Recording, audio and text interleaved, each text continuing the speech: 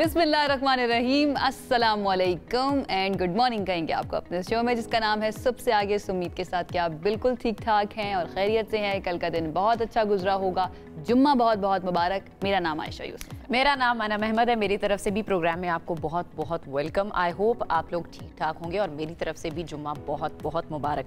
अगर आप सब जल्दी उठने वाले अर्ली राइजर हैं, आप हैं वैसे? डेफिनेटली, अदरवाइज कैसे आपने सुपर मून नहीं, अर्ली राइजर से मुराद के जो सुबह सवेरे उठते हैं 4 बजे 5 बजे वो वाला टाइम, वो तो फिर वो रात में एक तरह से उठना हो जाता है। 6 बजे तक 6:30 बजे तक उठ जाते हैं। अगर आप उठी होती तो आप सुपर मून का नजारा मैं सुपर मून का नजारा कर चुकी हूँ कल शाम से ही शुरू हो चुका था। फिर ठीक है, ठीक है। सुपर मून मैंने आपने देखा, ये बताएं? नहीं, मैंने नहीं देखा, मैंने तस्वीरों में और उसमें देखा है वीडियो। नहीं, मैंने बजाते खुद देखा सुपर मून को। मैंने उसके साथ थोड़ा वक्त भी गुजारा, उसकी खूबसूरती को अपने अंदर महसूस भी करना शुरू किया। और इसके साथ साथ मैंने ये भी देखा कि एक चांद जब मुकम्मल होता है और थोड़ा सा ज़मीन के करीब होता है तो वो कितना ज़्यादा खूबसूरत लगता है। कभी बादलों की ओट में नज़र आया और कभी वैसे ही नज़र आया। अच्छा, ज़्यादा रोशन होता है सुपर मून जो होता है। अच्छा, मैंने एक पिक्चर देखी, उसमें एक रिंग जो है वो मून के सराउंडिंग में नज़र आया, वो भी शायद सुपर मून की वजह से। अच्छा, इसको कोल्ड मून भी कहा जाता है क्योंकि ये दिसंबर में है और 8% बड़ा और 15% ज़्यादा रोशन ये चांद हमें नज़र आया। सुपर मून या दिसंबर का कोल्ड मून साल 2025 का मुसलसल तीसरा सुपर मून था और आखिरी सुपर मून भी था। और पाकिस्तान में सिर्फ इसके नज़ारा नहीं देखा गया बल्कि अमेरिका, ऑस्ट्रेलिया और दीगर ममालिक में भी इसका नज़ारा लोगों ने देखा और इसे पसंद किया। चांद को कौन पसंद नहीं कर सकता? चांद को कौन पसंद नहीं कर सकता, क्योंकि चांद कल महताब भी लग रहा था और कभी कभी कमर भी महसूस हुआ और माह कामिल तो वो था ही, फुल मून। और इसको नेकेड आई से देखना जो है वो बहुत ही खूबसूरत था। बहुत सारे लोग जो हैं वो मुझे नज़र आ रहा था कि वो मोबाइल हाथ पे पकड़ के उसको कैप्चर करने की कोशिश कर रहे थे, लेकिन उसकी खूबसूरती जो नेकेड आई से महसूस हो रही थी वो मोबाइल फ़ोन से या कैमरे की आंख से महफूज नहीं हो रही थी। तो बहुत ही खूबसूरत था और अल्लाह ताला के नज़ारे अल्लाह ताला के करने हैं, तो इसको एंजॉय करना भी हमारी ही जिम्मेदारी है। अच्छा जी, दूसरी जो हमारी ख़बर है, जो इंटरेस्टिंग स्टोरी है उसके बारे में आपको बताते हैं, वो है ज़मीन से जुड़ी हुई वो मिट्टी जिस पर हम चलते हैं, जो हमारे घरों की बुनियाद भी है और हमारे फसलों की ग़िज़ा भी। लेकिन हम में से कितने हैं जो इस मिट्टी की सांसें, इसकी नमी, इसकी थकन और इसकी बीमारियों को समझते हैं? ये सब कुछ हम क्यों कह रहे हैं? क्योंकि आज वर्ल्ड सॉइल डे मनाया जा रहा है। बिल्कुल ऐसा ही है, एक ऐसा दिन जो हमें ये याद दिलाता है कि अगर मिट्टी थक गई है तो जिंदगी रुक जाएगी। अगर मिट्टी थक जाए तो दुनिया भर में हर साल 5 दिसंबर को वर्ल्ड सॉइल डे यानी मिट्टी का आलमी दिन मनाया जाता है और इसका मकसद फूड सिक्योरिटी, इकोसिस्टम और ह्यूमन वेल बीइंग के लिए सेहतमंद मिट्टी की अहमियत को उजागर करना है। पाकिस्तान आपको पता है कि एक ज़रई मुल्क है, इसमें मिट्टी की अहमियत बहुत ज़्यादा बढ़ जाती है और दीगर ममालिक से हमारी खुराक का इन्हिसार इसी पर है, हमारी मईशत का इन्हिसार, हमारा मुस्तकबिल भी अगर कहा जाए तो गलत नहीं होगा, इसी मिट्टी से जुड़ा हुआ है। बिल्कुल ऐसे, और मिट्टी को सिर्फ हम नहीं देखते बल्कि बहुत से शायरों ने भी देखा, इस पर शायरी भी की गई। और इसके साथ साथ अगर हम मिट्टी को देखें तो हमें सीखने के लिए भी बहुत ज़्यादा कुछ मिलता है। मिट्टी नरम भी होती है, मिट्टी ज़रख़ेज़ भी होती है और मिट्टी हमारे लिए खाना भी प्रोवाइड करती है। तो डेफिनेटली हमें शायद और किसी इंसान से ना सही मिट्टी से बहुत ज़्यादा हम इंस्पिरेशन जो है ना, ये मिट्टी बड़ी ज़रख़ेज़ है। बिल्कुल ऐसे ही है। अच्छा जी, आगे बढ़ जाते हैं और अहम खबर आप देते हैं। ये खबर वैसे बहुत अरसे से चल तो रही है, लेकिन इस सिलसिले में क्या डेवलपमेंट्स हो रही हैं, पॉलिसी किस तरह से लोगों की ज़िंदगियों को अफेक्ट कर रही है, ये आपको बता देते हैं। ट्रंप इंतज़ामिया ने अमरीकी इमिग्रेशन निज़ाम में कई दिहाइयों की सबसे बड़ी और सख्त तरीन पाबंदियाँ नाफिज कर दी हैं। नया हुक्मनामा अब सामने आया जिसके तहत ना सिर्फ तमाम पनाह गुज़ीरों की दरख्वास्तों की कार्रवाई रोक दी गई है बल्कि 19 खतरनाक करार दिए गए ममालिक के शहरियों की मुतादिद इमिग्रेशन दरख्वास्तें भी मुकम्मल तौर पर, लेकिन इसमें मुकम्मल तौर पर मुअत्तल कर। अब देखें ना, उन लोगों के लिए परेशानी तो बन गई ना जो इस इंतजार में बैठे हुए थे कि अब उनकी बारी आ जाएगी। लेकिन इसमें जो इम्पोर्टेंट पहलू है, इम्पोर्टेंट बात वो ये है कि वो केसेस जो गुज़श्ता बरसों में मंजूर हो चुके थे, वहाँ से उनकी मंजूरी हो चुकी, तो उन्हें भी दोबारा से खोला जा रहा है। तो उन लोगों के लिए भी अब ट्रबल में नजर आ रहे हैं। नई स्क्रीनिंग होगी, लाजमी इंटरव्यूज और सिक्योरिटी वेट के साथ। इंतजामिया का मौक़िफ़ ये है कि 2021 से 2024 के दौरान जो दाखिल होने वाले अफराद हैं उनमें से चंद केसेस ने सिक्योरिटी सिस्टम की संगीन कमजोरियां जाहिर की हैं। तो वो जो चंद अफराद हैं ना, वो सारे उन लोगों को जो बाहर जाना चाहते हैं इमिग्रेशन के सिलसिले में, वो जो हैं भी और जो जाना भी चाह रहे थे, उन सब के लिए मुश्किलात पैदा करती हैं। और इन सब को लीड करने वाले हैं ट्रंप, डेफिनेटली कि ट्रम्प की तरफ से मैं एक मरतबा से माजरत खा हूँ, मेरा झुमका जो है वो गिर गया, लेकिन कोई मसले वाली बात नहीं है। हम आगे बढ़ते हैं और वो ये है कि ये नई पॉलिसियाँ लाखों पनाह गुज़ीनों की दरख्वास्तों को मुतासिर कर रही हैं और इस वक्त क्या सिचुएशन है, क्या इस पॉलिसी को चैलेंज किया जा सकता है अदालत में, या फिर वो तमाम लोग जिनके असाइलम्स का मसला एक मरतबा फिर से ओपन हो गया, उनके प्रोसेस को रोक दिया गया है, या जिनकी दरख्वास्तें मंजूर हो गई थी उनको दोबारा से रोक दिया गया है, ये जान लेते हैं। हमारे साथ मौजूद है अमेरिका की पॉलिसी और सिक्योरिटी इशूज़ पर गहरी नज़र रखने वाली तज्ज़ियाकार माहीन मुस्तफ़ा साहिबा, उन्होंने हमें ज्वाइन किया। Maheen, thank you so much हमें ज्वाइन करने के लिए। और सुबह सुबह जब ब्राइट कलर्स हम देखते हैं, खूबसूरत चेहरे देखते हैं ना, तो वैसे ही हमारा दिन बहुत अच्छा हो जाता है। आई नो वहाँ पर इस वक्त जो वक्त है वो डिफरेंट होगा, या आप बता भी दीजिएगा, लेकिन अपने इस इशू पर भी आ जाते हैं। How do you see this Maheen, ये जो नया फैसला है, नई पॉलिसी है, बहुत सारे असाइलम सीकर्स जो हैं उनकी ज़िंदगियों के लिए ये बहुत इंपॉर्टेंट होने वाला है, इसके असरात आपको अपने इर्द गिर्द क्या नज़र आ रहे हैं? जी, सबसे पहले thank you so much Ayesha Yousuf, Anam Ahmed for having me on your show again. And जी, यहाँ तो बहुत तेज़ बारिश हो रही है सियाटल में, तो जब इस तरह के दिन होते हैं जब बहुत बादल होते हैं, I try to wear bright colours.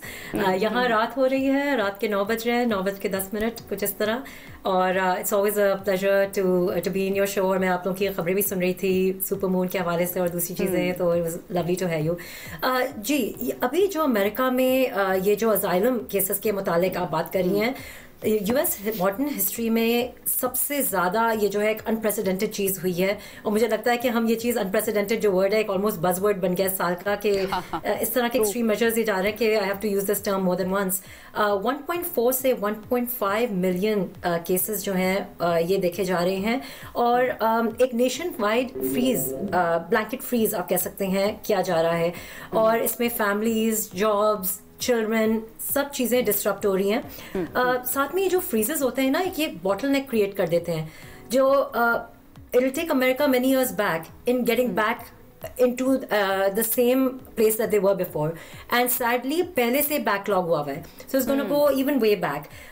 जो key policy changes हैं, I think उसकी बात करना बहुत ज़रूरी है। USCIS, United States Citizens Immigrant Service, directed the officers के फॉर्म I-589 पे पॉज कर दिया जाए, ठीक है? तो ये बताना थोड़ा ज़रूरी है। And immigrants of all kinds, all nation, creed, caste, ethnicity, everyone has gotten affected. एक चीज़ जो बहुत important है, जो I think मैं ज़्यादा पाकिस्तानी मीडिया में नहीं देख रही हूँ, is why this policy shift has happened specifically now. हमें पता है कि mass deportation तो पहले से हो रही थी, US visa revocation is part of this major crackdown, लेकिन अभी ये जो policy shift हुई है, it is specifically related to November 25th, जो वॉशिंगटन डीसी में 2 US गार्ड शॉट हुए थे, और एक अफगान असाइलम सीकर जो थे, रहमानुल्लाह लखनवाल, एक्सेलरेट कर दिया ना, बिल्कुल उस एक इशू ने, उस एक इवेंट ने एक्सेलरेट कर दिया इस पॉलिसी की इम्प्लीमेंटेशन को भी, और उसके बाद जो हम अमल दरामद सारा देख भी रहे हैं। लेकिन ये पॉलिसी या फिर ये मौक़िफ़ जो है डोनाल्ड ट्रंप का, ये पिछले टेन्योर में भी था और इस टेन्योर में भी था, क्योंकि वो चाहते तो थे, और एक तरह से इस एक इवेंट ने उनकी इस बात को सच भी साबित करके दिखा दिया कि देखें, मैं हमेशा ये कहता हूँ कि जो इमिग्रेंट्स हैं वो आके प्रॉब्लम्स क्रिएट करते हैं, तो हमें स्क्रूटनी को मज़ीद टाइट करने की ज़रूरत है। अब जो लोग वहाँ पर अब रह रहे हैं, जो इमिग्रेंट्स इलीगल नहीं हैं, उनकी ज़िंदगियों के ऊपर भी माहीन नज़र आ रहा है। कुछ वीडियोस जो मेरी आंखों के सामने से गुजरी, उनकी पूरी फैमिलीज अब यहाँ पर हैं, उनकी दूसरी या तीसरी नस्ल यहाँ पर आ चुकी है, उनकी ज़िंदगियाँ भी मुतासिर हो रही हैं। तो क्या उनके पास कोई ऑप्शन अब मौजूद है कि वो अदालत में जाकर चैलेंज कर सके इस पॉलिसी को, या स्पेसिफिकली अपने केसेस को? हाँ, वेरी वेरी गुड क्वेश्चन। इसमें मैं 2 बातें कहूँगी। एक तो देखें, ये इमिग्रेंट्स को विलनाइज करना, ये एक बहुत फेमिलियर नैरेटिव है, और ये ट्रम्प की जो बेस है उसको रेजोनेट भी करता है, तो it is a very tactical and political move अगर देखा जाए। दूसरा है कि इट इज़ फेयर बेस्ड। जो इमिग्रेंट बिल्कुल लीगली रह रहे हैं, ऑब्वियसली वो ये खबरें पढ़ते हैं, and it does really affect them. ये अफगान स्पेसिफिक ज़्यादा है, ये जो केसेस हैं उनको ज़्यादा इंटरोगेशन और स्क्रूटनी की जा रही है। UN جو ہے اور ساتھ میں جو افغان سپورٹ امیگریشن گروپس ہیں دے آر سیئنگ کہ یہ جو ہے کورٹس میں ڈیفینیٹلی جائے گا, بلکہ کافی لوگ کہہ رہے ہیں لا سوٹس ابھی کمنگ ویکس میں آئیں گے, it's not going to be a surprise. لیکن what's important to say is کہ it is violating international obligation and it imposes collective punishment. Simply بات ہے کہ آپ ایک دم سے بلینکٹ ٹرم اتنے کیسز میں نہیں ڈال سکتے, آپ کو انڈیویجول بائی انڈیویجول کیسز دیکھنے ہوں گے. And you have to especially جو ریووکیشن کی بات آ رہی ہے, جن لوگوں کے سارے they have been given the green light اور بعد میں ان کو ریووک کیا جا رہا ہے, اس کا اسپیسیفکلی کہا جا رہا ہے کہ ایویڈنس بیسڈ چیزیں آپ کو کورٹ میں پریزنٹ کرنی ہوں گی, otherwise the courts will not budge. بالکل صحیح ہے. اچھا ماہین, وہ جو ہزاروں منظور شدہ کیسز تھے جن کو دوبارہ سے اب کہا جا رہا ہے کہ ان کو دوبارہ سے اب کھولا جائے گا, تو یہ قانونی طور پر امریکہ کے قانون کے حساب سے یہ کتنا درست ہے یا کتنا قابل عمل آپ کو لگ رہا ہے؟ دیکھیں اسپیشلی جب بات آتی ہے گرین کارڈس کی, in reopening that requires compelling case specific evidence of fraud and security risk. ٹھیک ہے جی, آپ اس طرح سے میسو ری اوپن کریں گے تو آپ کو ڈیو پروسیس تو کرنی ہوگی, رائٹ. تو what's so interesting about this is کہ ایگزیکٹو برانچ جو ہے اس کے پاس اس طرح کی تو پاور ہے کہ وہ نیشنل سیکورٹی کا کارڈ پلے کر سکتا ہے کہ بھائی نیشنل سیکورٹی ہے, نیشنل انٹرسٹ ہے, and it can go about like that. لیکن courts can challenge it under immigration law, اور یہ جو ہے ہم دیکھیں گے کہ that courts will ask for specificity, اور اس میں obviously there'll be more scrutiny and as we see it'll be interesting to see کہ یہ بات آگے کہاں جاتی ہے. ایک چیز میں ذرا مینشن کرنا چاہوں گی, I know we haven't really talked about it that much, کہ جو 19 ہائی رسک کنٹریز ہیں جن کا نام اس میں شمال ہے, Afghanistan, Iran, Somalia, Yemen, Cuba, North Korea, Venezuela, Chad, Libya, Syria, یہ بہت ہی ایک اگریسو اپروچ ہے. اگر آپ 2017 کا مسلم بین دیکھیں جو ٹرمپ نے امپوز کیا تھا, اس میں اتنی مقدار نہیں تھی کنٹریز کی, اور دوسری بات ہے کہ اس میں کچھ کہنا چاہیے کہ لینینسز بھی تھیں, کچھ چیزوں پہ گرانٹ کیا جاتا ہے. یہ تو پورا ٹوٹل قسم کا پاز اور بلاک ہے. تو it is very interesting to see something like this playing out over here. اچھا ماہین, جب ہم اس طرح کی بالکل ٹھیک ہے اس طرح کی سچویشن ہم دیکھتے ہیں تو جو بائیلیٹرل ریلیشن شپس ہوتے ہیں گورنمنٹس کے درمیان, وہ کتنی زیادہ میٹر کرتے ہیں. آئی نو یہ جن 19-20 کنٹریز کا آپ نام لیجیے, اس میں رائٹ ناؤ پاکستان شامل نہیں ہے, لیکن کہیں نہ کہیں پاکستان بھی بینگ کا مسلم کنٹری, ان کے اوپر بھی بہت زیادہ ان اناؤنسڈ ہم کہہ سکتے ہیں کہ ریسٹرکشن لگائی جاتی ہیں یا پھر بہت زیادہ اسکروٹنی کے عمل سے گزارا جاتا ہے. بائیلیٹرل ریلیشن شپ جب کسی کنٹری کے اچھے ہوں تو کیا اس چیز سے بھی بہت زیادہ فرق پڑتا ہے؟ اسپیشلی میں یو ایس کے تناظر میں پوچھ رہی ہوں. ہاں, یہ بہت ہی اچھا آپ نے گہرا سوال کیا ہے. دیکھیں, foreign relations is not Trump's best suit. We know that. He has a business mind and he literally looks at every country from a business perspective and almost like a venture. تو لوگوں کو on the outside لگتا ہے کہ it's an exploitative government. لیکن what's been so interesting, اگر میں پاکستان کی بات کہوں گی کہ کافی آرٹیکلز آ رہے ہیں, آپ نے بھی دیکھا ہوگا کہ ٹرمپ جو ہے he has this soft corner for Pakistan and it shows up in spaces. تو I don't think that's something that we need to worry about that much. لیکن ایک چیز جو میں internally, because I've been living here for 14 years, تو ایک internal اگر میں بات کرنا چاہوں کہ اس قسم کی جو پالیسی ہے اس پہ کیا افیکٹ ہوگا, people especially immigrants that are the backbone of this country, mental health crisis ہو سکتا ہے, جاب انسیکیورٹیز ہو سکتی ہیں, فیملی انسٹیبلٹی ہو جاتی ہے, ڈینٹ ان دا اکانومی, کیونکہ دیکھیں بہت ساری لیبر انٹینسو چیزیں امیگرینٹس ہی کر رہے ہوتے ہیں, تو ان چیزوں پہ ڈیفینیٹلی ایک امپیکٹ نظر آ رہا ہے.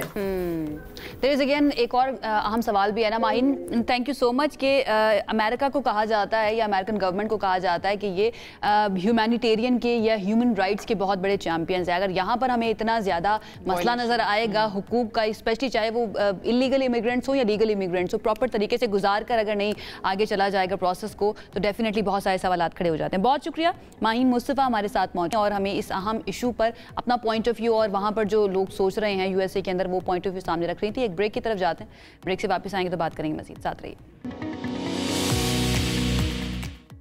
بریک کے بعد آپ کو کہیں گے خوش آمدید. اب بات کرتے ہیں قومی مالیاتی کمیشن کے اجلاس کی, جو کہ طویل انتظار کے بعد بالآخر شروع ہو گیا ہے. افتتاحی اجلاس میں مالیاتی امور کو آگے بڑھانے کے لیے ورکنگ گروپ بنانے کا فیصلہ بھی کر لیا گیا ہے, اور یہ جو اجلاس ہوا ہے وزیر خزانہ محمد اورنگزیب کی سربراہی میں ہوا ہے, جس میں سندھ اور کے پی کے وزراء اعلیٰ نے بطور صوبائی وزیر خزانہ شرکت کی, جبکہ پنجاب اور بلوچستان کی نمائندگی ان کے وزراء خزانہ اور پرائیویٹ ممبران بھی اس میں شریک ہوئے ہیں. اور بڑا سراہا جا رہا ہے کہ کے پی کے سی ایم نے بھی شرکت کی ہے بالآخر اس طرح ضروری ہے. NFC اجلاس ہوگا تو اس کے اندر اگر صوبے شامل نہیں ہوں گے تو مسئلہ ہوگا. ڈیفینیٹلی اگر پولیٹیکلی دیکھا جائے تو ان کی طرف سے آنا ایک بڑی بات سمجھا جا رہا ہے, کیونکہ بہت سارے اجلاس ایسے ہوتے ہیں جس میں PTI کہتی ہے کہ ہم اس کا حصہ نہیں بنیں گے. خیر جی, اجلاس میں 6 سے 7 ورکنگ گروپس بنانے کا فیصلہ کیا گیا ہے, جبکہ سابق فاٹا کا معاملہ جو ہے اس پہ بھی کہا جا رہا ہے کہ اب ایک الگ سے ورکنگ گروپ بنایا جائے گا. اگلا اجلاس پھر 8 جنوری کو ہوگا, اور یہ بھی اطلاعات آ رہی ہیں کہ وفاق نے صوبوں کو واضح طور پر کہا ہے کہ PSDP, BISP اور HEC کی ذمہ داریاں اب خود سنبھالیں, جبکہ صوبوں اور وفاق کے درمیان مالی اختیارات اور اخراجات کی ذمہ داریوں پر بھی اختلافات کی خبریں سامنے آ رہی ہیں. ابھی تک کی اطلاعات کیا ہیں یہ جان لیتے ہیں. پاکستان پیپلز پارٹی کا موقف بھی اور افضل چند صاحب کا پرسنل موقف بھی ساری صورتحال پر کیا ہے, ہمارے ساتھ وہ خود موجود ہیں. چند صاحب تھینک یو سو مچ ہمیں جوائن کرنے کے لیے. آئی ہوپ آپ بالکل ٹھیک ٹھاک تھے. آفٹر سو لانگ آپ کے ساتھ بات ہو رہی ہے ٹی وی پر. NFC کا اجلاس فائنلی اب یہ ہونے جا رہا ہے, ہو چکا ہے, سٹارٹ ہو گیا ہے. یہ بتائیے گا یہ نئے ورکنگ گروپس بنائے جائیں گے, اس کو آپ کس طرح سے دیکھ رہے ہیں؟ دیکھیں جی, پاکستان پیپلز پارٹی کا تو موقف بڑا واضح ہے کہ کنسنسس کے ساتھ اور بات چیت کے ساتھ ملک کی صورتحال کو سامنے رکھتے ہوئے آپ جو بھی بیٹھ کے صوبوں کے ساتھ, جس طرح لائک فیملی ممبرز ہوتی ہے بات, ایک صوبے اور وفاق کی کوئی لڑائی نہیں ہوتی. صوبے اور وفاق ہم ایک ہی ملک ہے, پاکستان ہے. سب نے پاکستان کا ایجنڈا اگر آپ سامنے رکھیں اور پاکستان کے ایجنڈے کو سامنے رکھ کے بات کریں تو میرے خیال ہے ہر چیز کا کوئی نہ کوئی حل نکل آتا ہے. اس میں کبھی لاک جو ہے ڈیڈ لاک پیدا نہیں ہوتا. تو اگر کسی کا بھی کوئی ایسا ایجنڈا نہ ہو کہ ایک دوسرے کو زیر کرنے کا ایجنڈا نہ ہو, تو میرے خیال ہے اس وقت جو لیڈرشپ ہے ان میں کوئی ایسا ایجنڈا نہیں ہوگا. کیونکہ پاکستان کی جو صورتحال ہے اس وقت, ہمارے 3 بارڈرز پہ افغانستان, بلوچستان اور انڈیا کے ساتھ جو کشمیر والی صورتحال ہے, ہم 3 جگہ پہ ہمارے سیکورٹی کے بھی یقیناً پرابلمز ہیں. وفاق کے اپنا ایک کرائسس ہیں, صوبوں کا ایک اپنا موقف ہے. 18ویں ترمیم کے ثمرات جو مثبت ثمرات ہیں وہ اپنی جگہ پہ ہیں. تو یہ ساری چیزیں جب آپ سامنے رکھ کے بیٹھ کے ڈسکس کریں گے ایک دوسرے کو ان کیمرہ, کچھ چیزیں ہوتی ہیں جو میڈیا پہ یا شاید ہمارے لیول پہ بھی نہ آتی ہوں, لیکن ریاست کے اندر وہ ایک دوسرے کو جب آپ سامنے رکھتے ہیں تو چیزوں کا حل نکل آتا ہے, اور مجھے امید ہے کہ انشاءاللہ یہ حل نکل آئے گا. اچھا, یہ جو معاملہ ہے الگ ورکنگ گروپ کا سابق فاٹا کے لیے, یہ آپ کو لگتا ہے وہاں کے جو مسائل ہیں, دیرینہ مسائل, ان کو حل کرے گا یا پھر کوئی پیچیدگیاں مزید پیدا کر سکتا ہے, مالی پیچیدگیاں؟ دیکھیں جی, جو فاٹا کا ایشو ہے نا, بڑا سیریس ایشوز ہے. میں سمجھتا ہوں کہ وہاں کے لوگ ہمیں پارلیمنٹرین, پہلے کبھی مرجر فاٹا کا بڑا نعرہ لگتا تھا اور محرومیاں ختم کرنے کی بات ہوتی تھی, لیکن جو ہی مرج ہوا اور اس کے بعد جو وفاق نے پیسے دینے تھے وہ بھی نہیں پراپر دے پائے, اور جو دیے بھی وہ صوبے نے واپس وہاں پہ اس طرح لگائے بھی نہیں. تو ان کی ڈیولپمنٹ تو یقیناً میں سمجھتا ہوں بڑی سفر ہوئی ہے ان کی ہر لحاظ سے, سوشلی. اور ہمارے قبائلی جو ہیں وہ پاکستان کے ساتھ شاید آپ اور میرے سے زیادہ انہوں نے قربانیاں دی ہیں اس پاکستان کے لیے. تو ان کا حق بھی زیادہ ہے, ان کی محرومیاں ہمیں دور کرنی چاہیے. ان کو ایک ایسا پاکستان کا ایک ایسا خطہ بننا چاہیے جس کے اوپر ہم رش کر سکیں. ان کے وسائل ہیں, ان کی قربانیاں ہیں. تو ہم نے تو جب سے پریکٹیکلی ہوش سنبھالی ہے, ہم نے تو وہاں جنگ ہی دیکھی ہے, وہاں کے حالات کبھی نارمل نہیں دیکھے. تو میرے خیال میں جو پاٹا ہے اس کو, جو KPK کا حصہ ہے خیبر پختونخوا کا, اس کی پرائرٹی نمبر 1 ہونی چاہیے. اسی طرح بلوچستان ہماری پرائرٹی نمبر 1 ہونا چاہیے. اور فاٹا کا آپ ورکنگ گروپ بنائیں یا ان کے فنڈز دیں, اربوں روپے ان کو ہم نے وعدہ کیا ہوا ہے, وہ ہم نے دیے نہیں ہیں, پچھلے ادوار میں بھی نہیں دیے اور شاید ابھی بھی ہم نہیں دے پا رہے. تو میں سمجھتا ہوں کہ ان کو حق ضرور ملنا چاہیے. ندیم صاحب بالکل ٹھیک ہے. یہ جو اب نئی کچھ ڈیولپمنٹ سامنے آئی ہیں, یہ جو باتیں سامنے آ رہی ہیں پہلے اجلاس کے بعد, کہ وفاق یہ اب توقع کر رہا ہے یا صوبوں کو کہہ رہا ہے کہ اپنے ترقیاتی منصوبے جو ہیں یا ترقیاتی فنڈز ان کو خود سے مینیج کرے. پھر BISP کی بھی بات آ رہی ہے, بے نظیر انکم سپورٹ پروگرام کی, اور ہائر ایجوکیشن کمیشن کی. اس کو آپ کیسے دیکھ رہے ہیں؟ کیا ترقیاتی, اسپیشلی ترقیاتی منصوبوں کے لیے, ترقیاتی فنڈز کے لیے صوبے جو ہیں انڈیپینڈنٹ ہو سکتے ہیں وفاق سے؟ ان کے لیے پاسبل ہوگا؟ دیکھیں جی, ترقیاتی فنڈز کا 2 پورشن ہے. ایک آپ کو پریونشل فائنانس کمیشن کرنا پڑے گا, آپ کو ضلعی لیول پہ ٹیکسیشن بھی اور ڈیولپمنٹ بھی. یہ ڈسٹرکٹ لیول پر آپ دے دیں, معاملات ٹھیک ہو جائیں گے. کئی ضلعوں میں جہاں بہت زیادہ ٹیکس اکٹھا ہوتا ہے وہاں سے آپ لے لیں. کئی معاملوں میں آپ دیکھ لیں ضلع خود مینیج کر لیں گے, ڈویژن خود مینیج کر لیں گے. تو میرے خیال میں ڈیولپمنٹ جو سینیٹیشن جو بیسک چیز ہے, سروسز جو ہے, سروسز پہ ٹیکس بھی وہ لیتے ہیں, سیل ٹیکس بھی لیتے ہیں. تو सर्विस को मुहैया करना जो डेवलपमेंट है, रोड्स हो, हॉस्पिटल्स हो या तो ये उन सूबों की बुनियादी जिम्मेदारी बनती है, लेकिन ये लोकल गवर्नमेंट सिस्टम के जरिए हो सकता है। अगर आप ये कहें ना कि इस ब्यूरोक्रेसी के जरिए आप जिलों के एडमिनिस्ट्रेटर डीसी बना के या असिस्टेंट कमिश्नर के जरिए आप कर लेंगे तो ये आपकी खाम ख्याली है। नदीम साहब, मैं नहीं समझता कि ये बिल्कुल ठीक है। पीपल्स पार्टी पर भी तो ये तनकीद की जाती है, एतराज़ किया जाता है ना कि आप डेवोल्यूशन ऑफ पावर या फंड्स को निचली सतह तक मुंतकिल करने की बात तो कर रहे हैं। पीएफसी सिंध में भी नहीं हुआ। अगर सिंध में भी नहीं हुआ तो गलत हुआ है। अगर सिंध में अगर साबित करें कि फलां जिला में डेवलपमेंट नहीं हो रही या फलां जगह पे नहीं फंड जा रहा है या डिस्ट्रिक्ट काउंसिल के इलेक्शन नहीं हुए, लोकल गवर्नमेंट के इलेक्शन अगर सिंध में नहीं हुए तो फिर तो ठीक है, आप तनकीद कर सकते हैं। लेकिन वहाँ एक लोकल बॉडी सिस्टम है। आप ये बहस कर सकते हैं कि लोकल बॉडीज को और ज्यादा बाइख्तियार बनाए, लेकिन पीपल पार्टी तो कभी लोकल बॉडी से शहीद मोहम्मद भुट्टो जो डिस्ट्रिक्ट गवर्नर का सिस्टम जो दिया था, मैं समझता हूँ मेरी पार्टी समेत और पंजाब केपी के में भी वो सिस्टम अगर आप लागू करें, उससे मिलता जुलता निजाम था शहीद बीबी के निजाम से जो परवेज मुशर्रफ ने दिया था, तो उसके सम्राट देख लें। तो अब भी आपको लोकल पार्टी सिस्टम बड़ा इफेक्टिव देना पड़ेगा, लूले लगड़े निजाम से काम नहीं चलेगा। और सिंध में हमारा सिस्टम काफी बेहतर है और मजीद बेहतरी की गुंजाइश है, बिल्कुल गुंजाइश है उसमें बेहतरी की।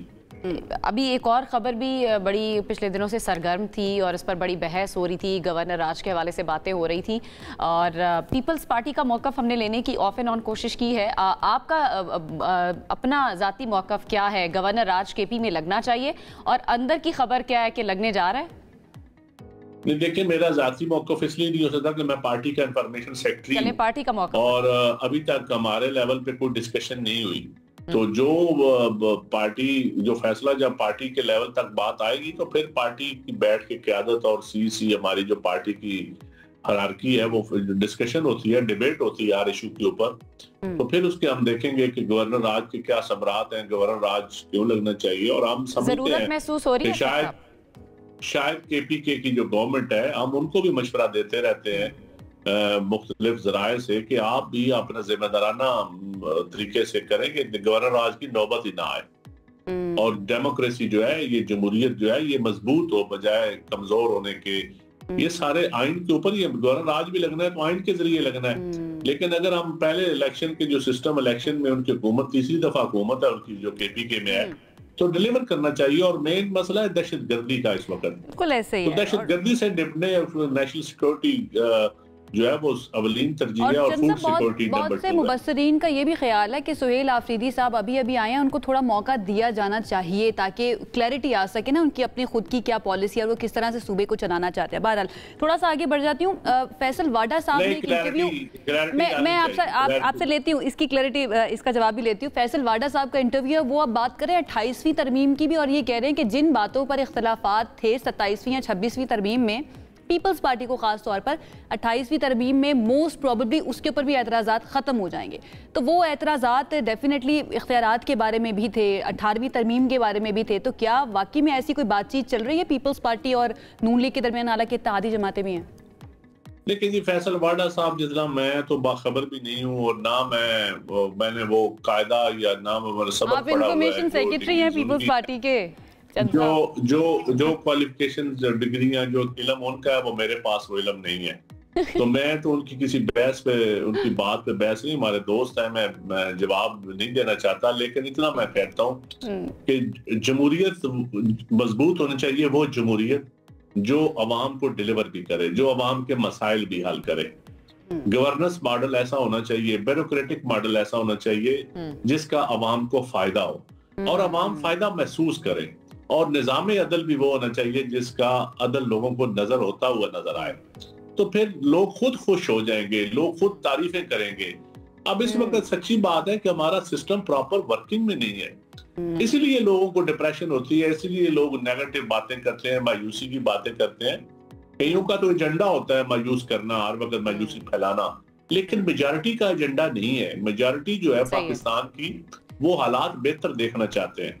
बिल्कुल ऐसा ही है। अच्छा, वाडा साहब की बात कर रहे थे, उनकी वैसे ज्यादातर बातें जो वो कह रहे होते हैं या जो प्रेडिक्ट कर रहे होते हैं वो اینڈ میں سچ ہی ثابت ہو رہی ہوتی ہیں. بہرحال جی ایک اور خبر ہے چند صاحب, بانی پی ٹی آئی سے متعلق ان سے جو بلا روک ٹوک ملاقات چل رہی تھی اب اس کا سلسلہ بند ہو گیا ہے. بانی پی ٹی آئی سے ان کی بہن عظمیٰ خان کی ملاقات بھی بند ہوئی. وزیر اطلاعات عطا تارڑ نے کہا ہے کہ بانی جو ہیں وہ عظمیٰ خان کے درمیان سیاسی بات چیت ہوئی جس کے بعد اب یہ ملاقاتوں کا سلسلہ بند کیا جا رہا ہے. تو اس پر آپ کیا کہیں گے کہ ان کے کسی رشتہ دار سے, کسی بہن سے یا کسی سے بھی ملاقات نہ کروانا آپ کو جسٹیفائڈ لگتا ہے؟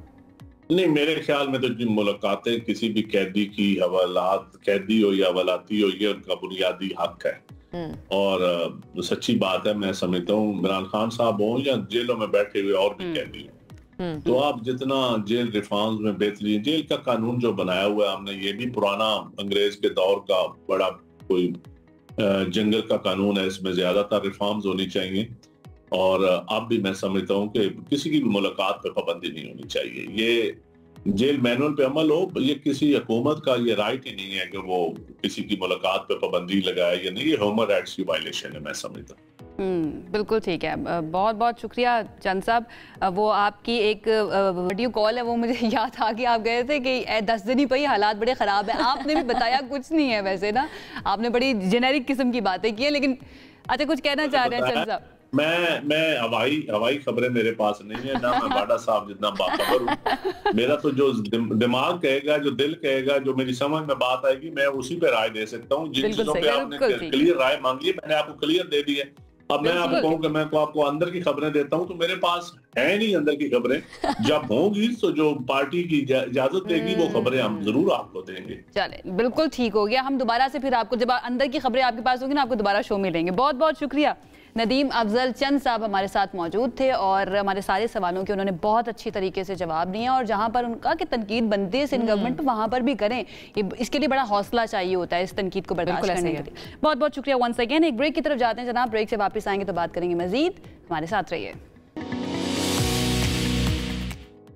بریک کے بعد آپ کو کہیں گے خوش آمدید, اور ایک بہت ہی اچھی خبر آپ کو دیتے ہیں. پاکستان کے حصے میں ایک اور اعزاز آیا ہے. پاکستان کے ایک ایتھلیٹ ہیں, انہوں نے گولڈ میڈل جیتا ہے, کاشف ریحان, اور ان کا ہر طرف ذکر بھی ہو رہا ہے. کولمبو میں ہونے والے ورلڈ پاور لفٹنگ چیمپئن شپ کاشف ریحان نے اپنے نام کی کاش کی شاندار کارکردگی سے سب کو حیران بھی کر دیا ہے. اور اہم بات یہ ہے کہ کاشف جو ہیں وہ یہاں تک پہنچے ہیں اپنی مدد آپ کے تحت. ان کے ساتھ کوئی اسپانسرز موجود نہیں تھے, ان کو کسی نے سپورٹ نہیں کیا, گورنمنٹ لیول پر بھی ان کی کوئی سپورٹ نہیں تھی, لیکن اس کے باوجود وہ ایک مرتبہ پھر سے کامیاب ہوئے. پاکستان کا نام روشن کیا ہے اور 310 kg کا وزن اٹھا کر گولڈ میڈل انہوں نے جیتا ہے. اور اس سے پہلے مئی میں قطر میں ایک مقابلہ ہوا تھا جس میں کاشف کو اپنی گاڑی فروخت کرنی پڑی تھی, اور اس بار وہ قرض لے کر گئے. تو کاشف نے ہمیں کوئٹہ اسٹوڈیو سے جوائن کیا, ان سے ذرا بات کر لیتے ہیں. السلام کاشف, آپ کو ویلکم کریں گے شو میں, اور سب سے پہلے تو آپ کو بہت بہت مبارک ہو, آپ نے ملک کا, ہم سب کا سر فخر سے بلند کیا. وعلیکم السلام. بہت بہت آپ لوگوں کا شکریہ. پہلے تو میں ہم ٹی وی کا بہت شکر گزار ہوں جنہوں نے مجھے موقع دیا یہاں پر آ کر اپنے خیالات کا اظہار کرنے کے لیے.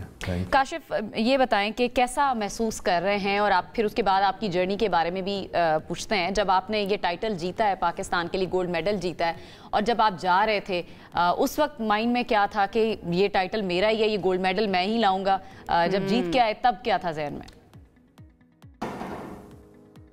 دیکھیں, جب بندہ یہاں سے جاتا ہے اس ٹائم اس کو اسپورٹس مین کو پتہ نہیں ہوتا ہے کہ وہ کس پوزیشن پہ ہے, کیونکہ وہاں پہ کئی ملکوں کے کھلاڑی وہاں پہ آئے ہوئے ہوتے ہیں. جب کمپٹیشن شروع ہوتا ہے تب آہستہ آہستہ احساس ہونا شروع ہو جاتا ہے کہ یار میری یہ پوزیشن بن رہی ہے, فرسٹ آ رہا ہے, سیکنڈ آ رہا ہے یا تھرڈ آ رہا ہے. تو جب وہ ایک دم سے جب لفٹ لگتی ہے تو اس کے بعد بہت زیادہ خوشی ہوتی ہے کہ جی یہ تو مجھے گولڈ مل گیا, اور اس کیٹیگری میں آ کے جو ہے بڑی خوشی ہوتی ہے اس ٹائم.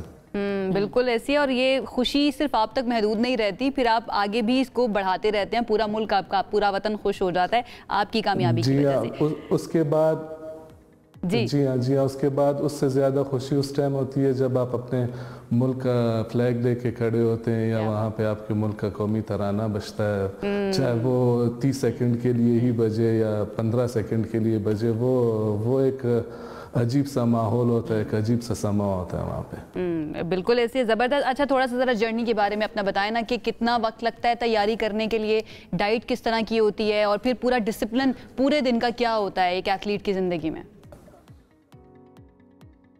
देखें, इसमें ऐसा होता है कि ये तैयारी जो है ना महीनों के ऊपर नहीं होती है, ये सालों के ऊपर होती है। मैं 97 से वेट लिफ्टिंग कर रहा था, फिर मैंने 2004-05 में छोड़ दी, वही फाइनेंशियल मैटर या घरेलू बुनियाद पे वजूहात की उस पर छोड़ के फिर मैंने दोबारा शुरू की, थोड़ा सा स्ट्रांग हो गया था तो फाइनेंशियल मैटर में दोबारा मैंने पिछले साल शुरू की ट्रेनिंग। तो अब जो है ना लोग ये दुनिया में ये आ रहा है कि मास्टर्स जो है ना दोबारा से लोग जो है ना खेलों की तरफ आ रहे हैं, और हमारे पाकिस्तान में जो है वो बच्चे जो है ना या नौजवान जो है मोबाइल और इन चीज़ों की तरफ जा रहे हैं। बहरहाल मैं अपनी तरफ आता हूँ कि मैंने इसमें लाजमी है कि आपको आपकी खुराक जो है बहुत बेहतर, खासकर वेट लिफ्टिंग और पावर लिफ्टिंग में जो है ना। अच्छा काशिफ, थोड़े से आपने चैलेंजेस जिसका आपने खुद भी जिक्र किया, हमने अपने इंट्रो में भी जिक्र किया, जो आपको चैलेंजेस दरपेश आए, एक दफ़ा आपने उधार लिया, फिर एक दफ़ा आपने गाड़ी बेची, तो कोई स्पॉन्सरशिप आप तक नहीं पहुंची या आपने किसी से राब्ता नहीं किया? मैंने गवर्नमेंट के थ्रू रब्ता किया था, मुख्तलिफ CM को भी एप्लीकेशन दी, बट वो सारी जो है तमाम इन वेन है वो किस्म की, अभी तक उस पर कोई।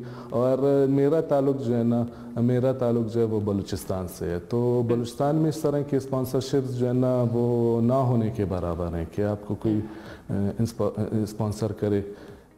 इस वजह से जो है हमें क्या जवाब मिलता है जब आप राब्ता करते हैं? आपने खुद भी कहा कि मैंने राब्ता किया गवर्नमेंट से भी, तो जवाब क्या मिलता है आपको? जी, उसमें ऐसा हो जाता है, देखें वो फिर कागजी कार्रवाई की तरफ चले जाते हैं। कागजी कार्रवाई में कभी मुख्तलिफ हर्डल्स पैदा कर देते हैं, जी NOC नहीं है, या आप जो है ना फलानी फेडरेशन के साथ हो या एसोसिएशन के साथ हो, रजिस्टर्ड नहीं है, इस टाइप की जो है ना मुख्तलिफ हर्डल्स पैदा करके जो है ना गवर्नमेंट तो इदारों को फंड मुहैया करती है, मगर वो जो इदारे में लोग बैठे हुए होते हैं ना वो मुख्तलिफ हर्डल्स पैदा करते हैं, ख़ासकर खिलाड़ियों के लिए। तो वही हर्डल्स मैं अभी तक बर्दाश्त कर रहा हूँ। काशिफ, लेकिन बड़ा एक इंसान अगर देखे तो इस तरह के जब चैलेंजेस आते हैं और फाइनेंशियल सपोर्ट नहीं होती है गवर्नमेंट की तरफ से या किसी भी इदारे की तरफ से या स्पॉन्सर्स नहीं होते, तो इंसान मायूस भी हो जाता है, और मायूस होकर सोचता है कि नहीं, छोड़ देता हूँ और अपनी ज़िंदगी को इसी तरह से लेकर चलता हूँ। वो जज्बा आपके अंदर कहाँ से आता है कि आप कहते हैं मुझे खुद के पैसे भी लगा कर जाना पड़े, उधार लेकर गाड़ी बेच कर भी जाना पड़े, मैं फिर भी जाऊँगा? वो जज्बा कहाँ से आता है?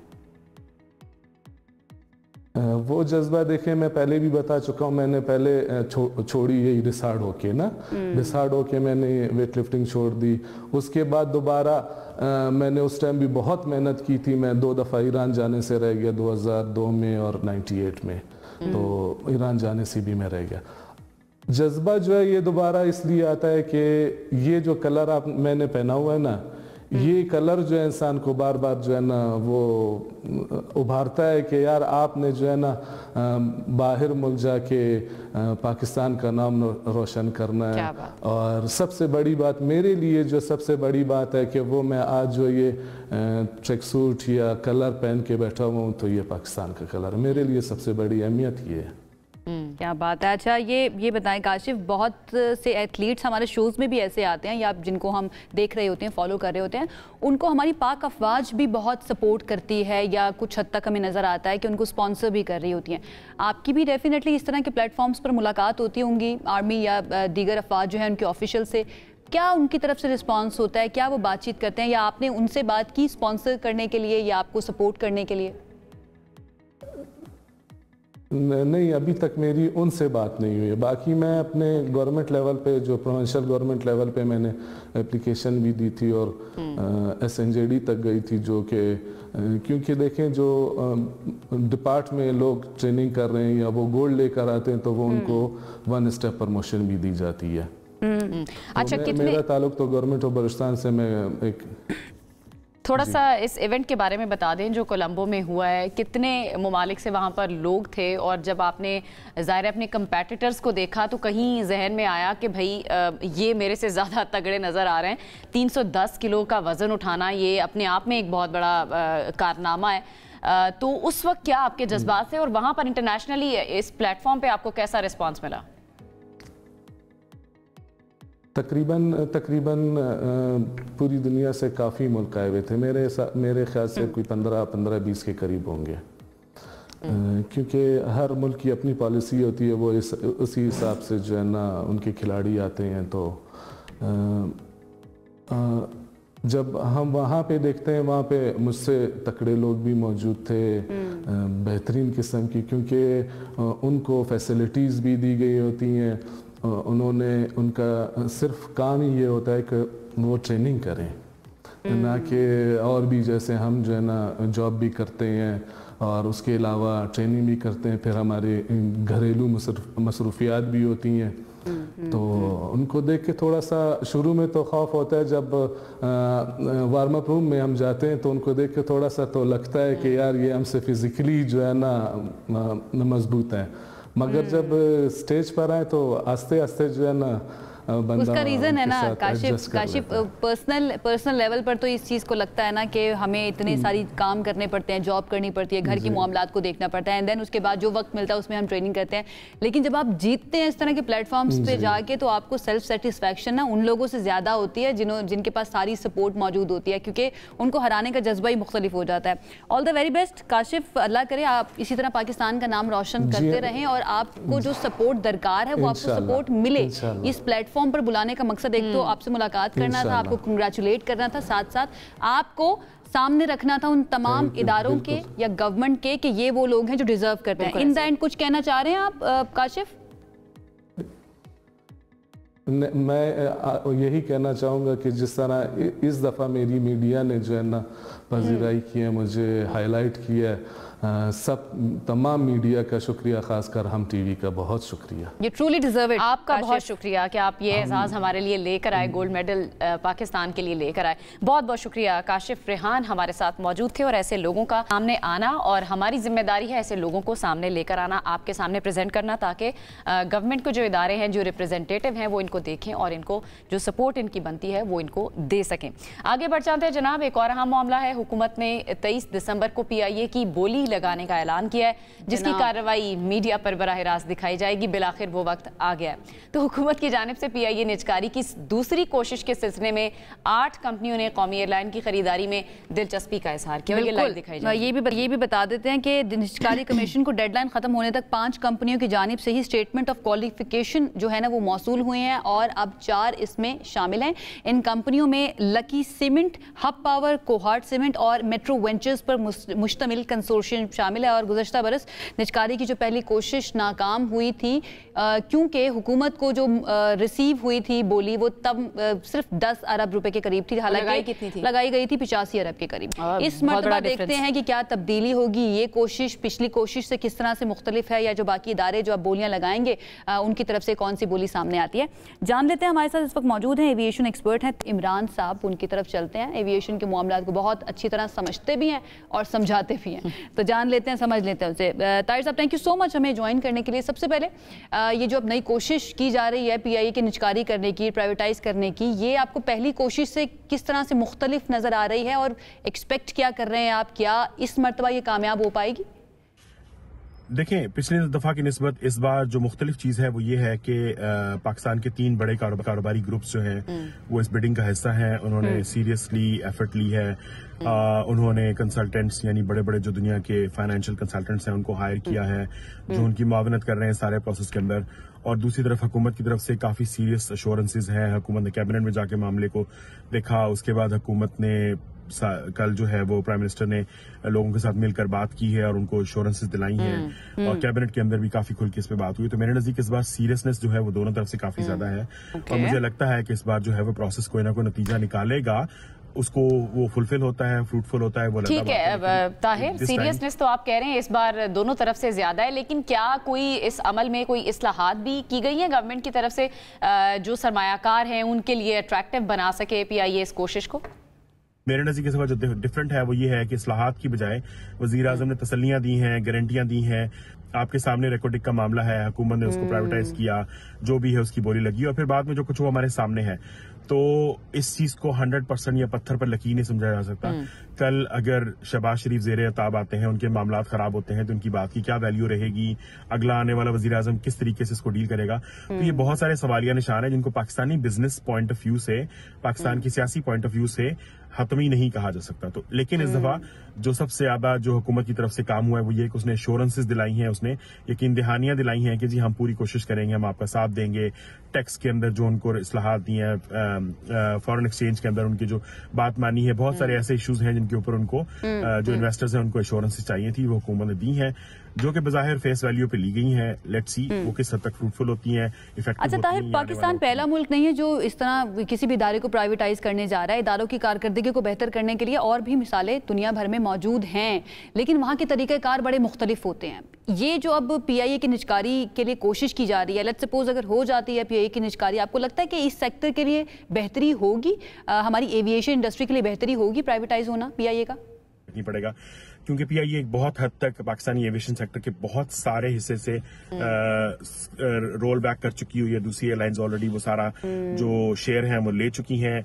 इंटरनेशनल एयरलाइंस जो है वो नहीं आ रही हैं, तो सारा जो PIA का हिस्सा वो काफी हद तक उसके हिस्से बखरे किए जा सके हैं। चंद रूट्स के ऊपर चल रही है, जहाज उसके पास नहीं है, तो एक बहुत हद तक बहुत बुरे हालात हैं। और ओवरऑल जो पाकिस्तान की एविएशन सेक्टर के हालात हैं वो भी कोई खुशाइन नहीं है। पाकिस्तान की दूसरी बड़ी जो एयरलाइन है वो आजकल बैंकरप्ट नहीं हुई तो बैंकरप्सी के दहाने पर पहुंची हुई है। तीसरी एयरलाइन जो है, बाकी दो एयरलाइंस हैं, उनके हालात भी कोई बहुत ज्यादा डिफरेंट नहीं है। सिर्फ ये कि पाकिस्तान में ट्रांसपेरेंसी नहीं, अदरवाइज हमेशा बिल्कुल सही है। अच्छा ताहिर, पहले मैंने सरमायाकारों को अट्रैक्ट करने की बात की थी, मैं एक और पॉइंट उसमें ऐड करना चाह रही हूँ, यूरोपीय और बरतानवी रूट्स की बहाली। आपको लगता है ये भी एक पॉइंट हो सकता है सरमायाकारों को लाने का या उनकी अट्रैक्शन के लिए? देखिए, जो यूरोपीय रूट्स हैं उनकी बहाली से एक सुपरफिशियल असर है। ऑफ कोर्स सारी बात है, वो लुक्रेटिव रूट्स हैं, लैंडिंग स्लॉट्स हैं, उन सारियों का एक बेसिकली इफेक्ट है, तो ऑफ कोर्स उसके नतीजे में बढ़ेगी।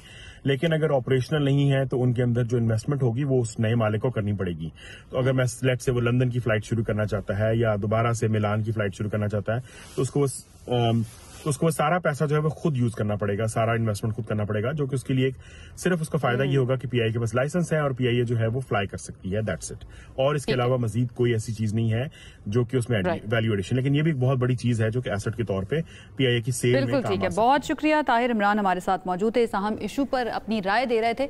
अब हम जाते हैं एक ब्रेक की तरफ, वापस आएंगे तो बात करेंगे मजीद। हमारे साथ रहिए। ब्रेक के बाद आपको कहेंगे खुशामदीद। एक और अच्छी खबर का जिक्र करते हैं पाकिस्तान के लिए, क्योंकि पाकिस्तान के हिस्से में एक एजाज आया है। पाकिस्तानी खातून अफसर ज़िले हुमा ने विमेन चेंजिंग वर्ल्ड अवार्ड में चांदी और फिर कांसी के तमगे जीते हैं।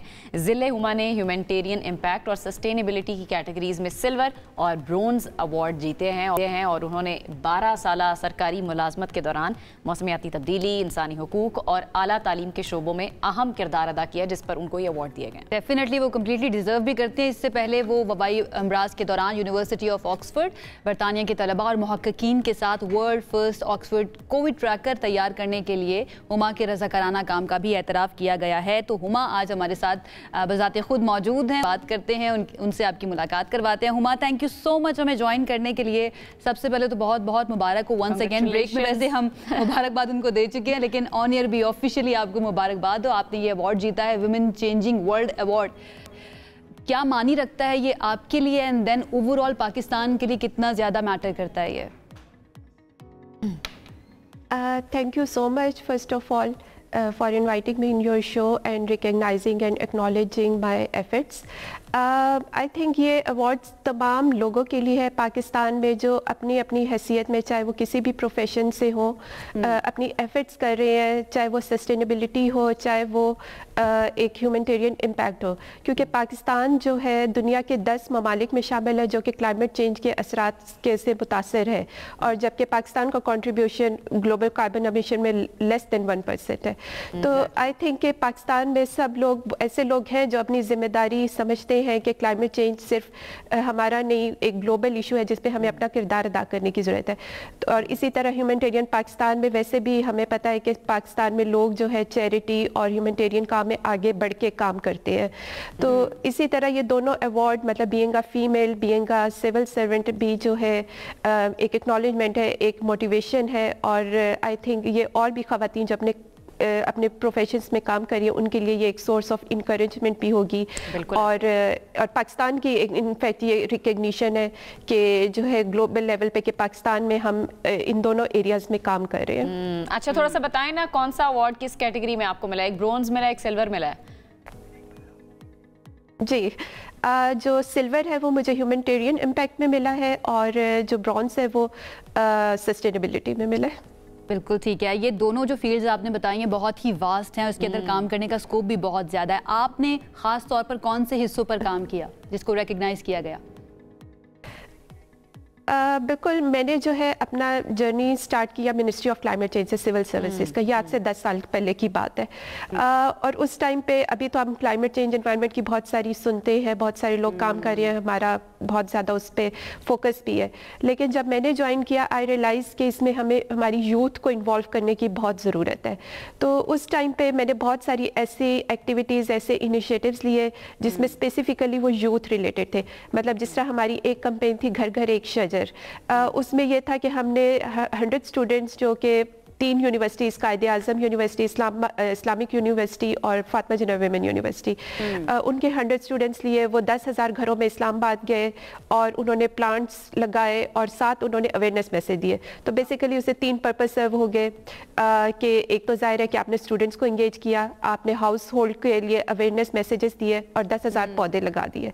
तो इस तरह की बहुत सारी कैंपेन्स थी जो उस टाइम पे हमने स्टार्ट की, जो related to focused on youth. और इसी तरह अभी रिसेंटली हमने जो है, क्योंकि अभी I am the deputy secretary at governor house and governor is the chancellor of the universities in Punjab province, तो हमने क्लाइमेट चेंज के डिग्री प्रोग्राम्स का इनिशिएटिव लिए। और उसके अलावा भी जो है मैं पर्सनल लेवल पे भी बहुत सारे ऐसे वॉलंटियर इनिशिएटिव्स में लेती हूँ जो कि हमारी सस्टेनेबिलिटी और उसकी तरफ कंट्रीब्यूट कर सकते हैं। अब जहाँ तक ह्यूमैनिटेरियन इम्पैक्ट है, उसमें एक तो आपने मेरा वॉलंटियर इनिशिएटिव बता दिया कि वो जो है मैंने ऑक्सफोर्ड यूनिवर्सिटी के साथ काम किया था ड्यूरिंग द पेंडेमिक, जो कि वर्ल्ड फर्स्ट ऑक्सफोर्ड कोविड-19 ट्रैकर था। The purpose of the tracker was कि आप एक रियल टाइम डाटा कलेक्शन थी डिफरेंट कंट्रीज़ की सारी। उससे ये हुआ था कि all across the globe governments को एक आपको डाटा मिल गया कि कौन सा मुल्क जो है उस कौन सी पॉलिसी अडॉप्ट कर रहे हैं टू फाइट द पेंडेमिक। और फिर इस तरह से उनको एक कंपैरिजन मिल गया, कहीं पे कोविड के ज़्यादा हो रहे थे, कहीं पे ज़्यादा हो रहे थे, और फिर उन्होंने अपनी सिचुएशन के हिसाब से पूरी दुनिया में इस ट्रैकर की वजह से उन्हें एक अप्रोप्रिएट स्ट्रेटजी अडॉप्ट करने का मौका मिल गया। उसके अलावा जो है ऑफिशियल लेवल पे भी जो है जो ह्यूमैनिटेरियन पैक्स के बहुत सारे इनिशिएटिव लिए गए। हमारी एक वोटर एजुकेशन कैंपेन थी जिसमें हमने स्पेशली वल्नरेबल ग्रुप और अगेन यूथ पे फोकस किया कि उनकी इन्वॉल्वमेंट, एक जो आपका डेमोक्रेटिक प्रोसेस है उसमें इन्वॉल्व होने के लिए बहुत ज़रूरी है। तो उसमें ट्रांसजेंडर्स हो गए, माइनॉरिटीज़ हो गए, हम चर्चेज में गए, ट्रांसजेंडर्स के डेरास पे गए, फिर जो पर्सन विद स्पेशल नीड्स होते हैं उनके साथ सेशन किए और उन्हें बताया कि उनके क्या वोटिंग राइट्स है और क्या कि ये मेरे ख्याल से हम पूरे प्रोग्राम में आपके उन कामों का जिक्र करते रहे तो शायद टाइम कम हो जाएगा। मुझे थोड़ा सा बताएं, ये जो आपने मौसमियाती तब्दीली, क्लाइमेट चेंज के हवाले से काम किया है, फिर ह्यूमन राइट्स पे काम किया है, फिर एजुकेशन पे काम किया और बहुत सारी चीज़ें, आपको सबसे ज़्यादा चैलेंजिंग इनमें से कौन सा शोबा लगा? पर्सनली आई बिलीव कि अगर आपने काम करना हो, आपकी नीयत हो और मेहनत साथ हो तो आप कोई भी चीज़ कर सकते हैं। नॉर्मली गवर्नमेंट सेक्टर में लोग शिकायत करते हैं कि रिसोर्सेज नहीं होती या रेजिस्टेंस होती है, लेकिन पर्सनली मैंने बहुत सारे इनिशिएटिव लिए जो कि नए थे। मतलब एक रूटीन से हट के जो चीज़ें थी वो जब मैंने करने की कोशिश की तो अल्लाह का शुक्र है कि वो सक्सेसफुली इम्प्लीमेंट हुई। वो सिर्फ एक पॉलिसी की हद तक या वो नहीं रही, तो उसमें बहुत सारी चीज़ें हुई। लेकिन वैसे मैं समझती हूँ कि क्लाइमेट चेंज एक वो ऐसा प्रॉब्लम है जो कि it's very important for Pakistan. मतलब जिस तरह अभी आप देखें कि सैलाब आए हैं अभी 2024 में, उससे पहले 2021 में आए, और एक के बाद एक आपकी ऐसी डिजास्टर आ जाती है ड्यू टू क्लाइमेट चेंज कि आपकी इकोनॉमी जो है उससे इनिशिएटिव, ये जो सारे काम आपने बताए बहुत अच्छे काम है और हमें बड़ी खुशी हो रही है आपसे मिलके भी और आपके सारे कामों को सुन के भी और आपके अवार्ड्स के बारे में जान के भी। ये गवर्नमेंट सेक्टर की जब बात आती है तो ये पर्सनल इनिशिएटिव का ज़्यादा मामला है या फिर गवर्नमेंट लेवल के ऊपर भी तरजीहात में इस तरह के मामलात पाए जाते हैं? क्योंकि आम शहरी जो है ना वो खास से नाराज़ भी रहते हैं समटाइम्स गवर्नमेंट ऑफिसर्स से कि ये कोई काम नहीं करते हैं। ज़िले उमा, मैं आपसे यही जानना चाह रही थी कि ये पर्सनल इनिशिएटिव की बात है कि कोई भी सरकारी अफसर अपने तौर पर अगर कुछ करना चाह रहा है, इनिशिएटिव लेना चाह रहा है तो फिर उसमें कामयाबी मिल जाए, that is one thing. Government level पर आपको इंटेंट और ये मामला जो हैं प्रायोरिटी भी नज़र आते हैं? देखिए, जिस तरह भी गवर्नमेंट लेवल पे एक ओवरऑल बात करें तो डेफिनेटली गवर्नमेंट का क्लाइमेट चेंज पे बहुत फोकस है। आप अगर जिस तरह एक इनिशिएटिव मैंने अभी शेयर किया कि क्लाइमेट चेंज के डिग्री प्रोग्राम्स शुरू किए हैं जो कि इट्स वेरी इंपॉर्टेंट कि आपके यूथ को ना सिर्फ आप नॉलेज दें बल्कि ऐसे एक्सपर्ट प्रोड्यूस करें फ्यूचर में जो आपके क्लाइमेट चेंज मिटिगेशन और एडेप्टेशन में हेल्प कर सके। देखिए, पंजाब गवर्नमेंट भी बहुत सारे इनिशिएटिव ले रही है जिसमें green credit programmes and demarcation of green and grey areas हैं। उसके अलावा जो स्मोक के लिए इनिशिएटिव लिए गए हैं, आपके फेडरल बजट में हाइड्रो पावर प्रोजेक्ट्स के लिए बजट रखा गया है ताकि आप रिन्यूएबल एनर्जी की तरफ जाएं। तो प्रोजेक्ट्स हो रहे हैं, लेकिन एक ओवरऑल अगर आप बात करें, लेकिन जाहिर है कि उसके इम्पैक्ट्स या उसके असरात आपको आहिस्ता आहिस्ता नज़र आएंगे। तो जहाँ के इंडिविजुअल लेवल की बात है तो वो भी पाकिस्तान में ऐसे लोग आई थिंक नॉट सिर्फ गवर्नमेंट सेक्टर बल्कि दूसरी जगहों पे भी मौजूद हैं जो कि इंडिविजुअल लेवल पे भी काम करना चाहते हैं, एक इनोवेटिव स्ट्रेटजी अडॉप्ट करना चाहते हैं। तो मतलब जाहिर है कि क्लाइमेट चेंज का ओवरऑल हमारा फोकस है और गवर्नमेंट उस पर इनिशिएटिव्स बिल्कुल ले रही है और अच्छे इनिशिएटिव्स ले रही है। बिल्कुल ठीक। तो मजीद क्या टारगेट्स ज़िले आपने इसमें आप दोनों चीज़ें कह सकते हैं क्योंकि मैं ये जानना चाह रही हूँ आगे आपके क्या गोल्स हैं या क्या टारगेट्स हैं कि यहाँ पर भी गुंजाइश है काम करने की, यहाँ पर भी गुंजाइश है, यहाँ पर अब मुझे करना है? एक तो ये है कि आई थिंक कि जो क्लाइमेट चेंज है वो एक क्रॉस सेक्टोरल एरिया है। आप कहीं पे भी जाएं तो आप इस पे काम कर सकते हैं इसके क्लाइमेट चेंज के ऊपर। तो बाकी एक पर्सनल लेवल पे आई थिंक एक एजुकेशन वेरी इंपॉर्टेंट जिस पे हमें काम करने की ज़रूरत है और क्योंकि एक बेसिक आपकी हर सिटीज़न की ये राइट भी है कि उसको एजुकेशन मिले, अच्छी क्वालिटी एजुकेशन मिले। तो आई थिंक ये एरियाज़ हैं जिन पे अभी आगे further in future I would like के काम करूं। और हमें आपसे बड़ी उम्मीद भी है, अब आपने हमारी उम्मीदें जो है ना उनको बढ़ा दी है ज़िले उमा। ऑल द वेरी बेस्ट, अल्लाह करे आप इसी तरह से काम करती रहें और आपको जो सपोर्ट दरकार है ज़िंदगी के अंदर वो फैमिली की तरफ से भी मिलती रहे और गवर्नमेंट की तरफ से भी मिलती रहे। बहुत बहुत शुक्रिया। Zille Huma civil servant deputy secretary हमारे साथ मौजूद थी और उनके जो चंद अचीवमेंट्स हैं वो हमने आपके सामने रखी। इस तरह के लोगों के साथ मुलाकात करते रहना चाहिए, उससे इंस्पिरेशन बहुत मिलती है। एक ब्रेक की तरफ जाते साथ रहिए। ब्रेक के बाद आपको कहेंगे खुशामदी जनाब। सर्दियों का मौसम है, जाड़ी का मौसम है और बड़ों में तो कुछ लोग इसको बड़ा पसंद करते हैं। इस मौसम को एक तब्दीली हमें महसूस होती है।